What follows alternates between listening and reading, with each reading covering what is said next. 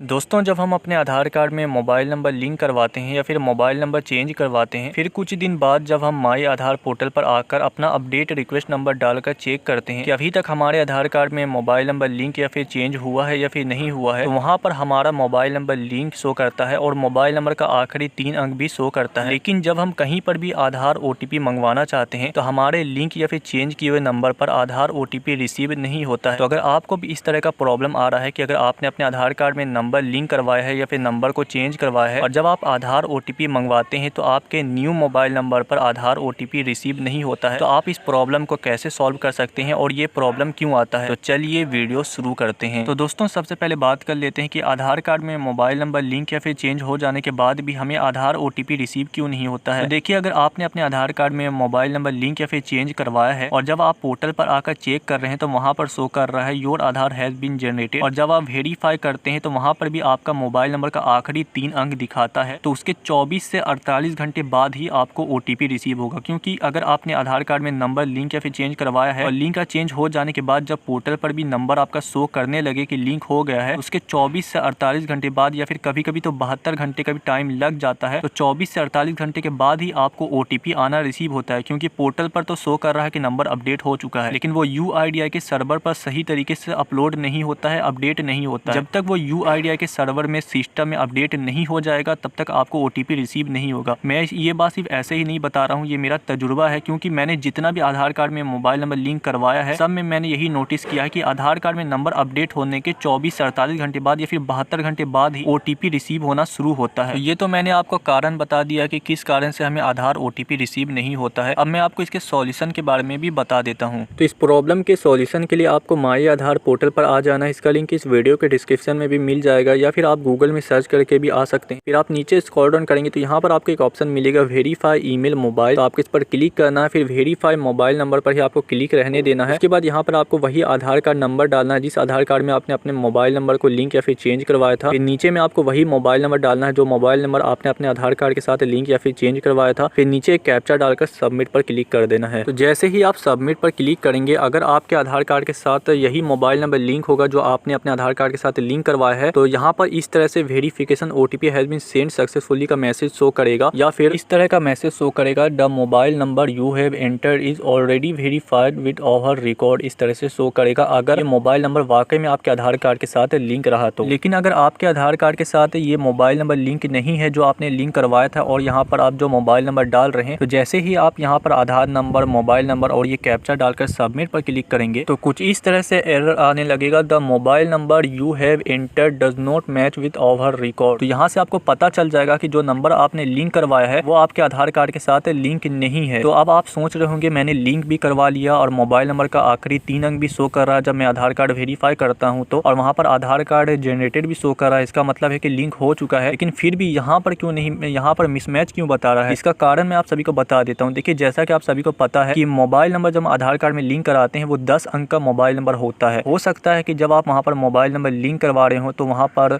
जो ऑपरेटर बैठा रहता है जो आपका आधार कार्ड में नंबर लिंक करता उससे ही गलत टाइप हो गया हो, या फिर आपने ही मोबाइल नंबर उस घड़ी गलत बता दिया हो। क्योंकि जब नंबर लिंक करवाते हैं आप उस घड़ी तो कोई OTP नहीं जाता है जिससे आपका ये वेरीफाई हो जाएगा कि आपने सही नंबर दिया है। हो सकता है कि बीच में 1 अंक गलत हो गया हो या फिर शुरू में कहीं का 1 अंक गलत हो गया हो, क्योंकि मोबाइल नंबर का आखिरी 3 अंक ही शो करता है, तो 3 अंक आखिरी का सही डला हो, लेकिन पहला जो 7 अंक होता है आखिरी का उसमें 1 अंक मिसमैच हो गया हो या फिर 2 अंक मिसमैच हो गया हो टाइप करते वक्त, वो नंबर आपके आधार कार्ड के साथ लिंक हो गया। इसीलिए जब यहाँ पर आप अपना सही नंबर डाल रहे हैं तो यहाँ पर बता रहा है कि नोट वेरीफाई बता रहा है, यानी मिसमैच बता रहा है। तो अगर आपको इस तरह से प्रॉब्लम आ रहा है तो आपको समझ जाना है कि जब आपने नंबर लिंक करवाया है तो वहाँ पर ही आपसे गलती हुआ है, या तो आपने उसे नंबर गलत बताया है या फिर उसने गलत टाइप कर दिया है नंबर और गलत मोबाइल नंबर आपके आधार कार्ड के साथ लिंक हो गया। तो आपको अगर इस तरह का प्रॉब्लम आ रहा है तो आपको बिल्कुल सही मोबाइल नंबर ले जाकर फिर से उसे बताना है, और 2 बार 3 बार जितने बार भी आप देख लीजिए अच्छे से सही से टाइप हुआ है या फिर नहीं हुआ, उसके बाद ही उसको बोलिए आगे प्रोसेस करनी। इस तरह से सही नंबर जब लिंक हो जाएगा तो फिर OTP आना शुरू हो जाएगा।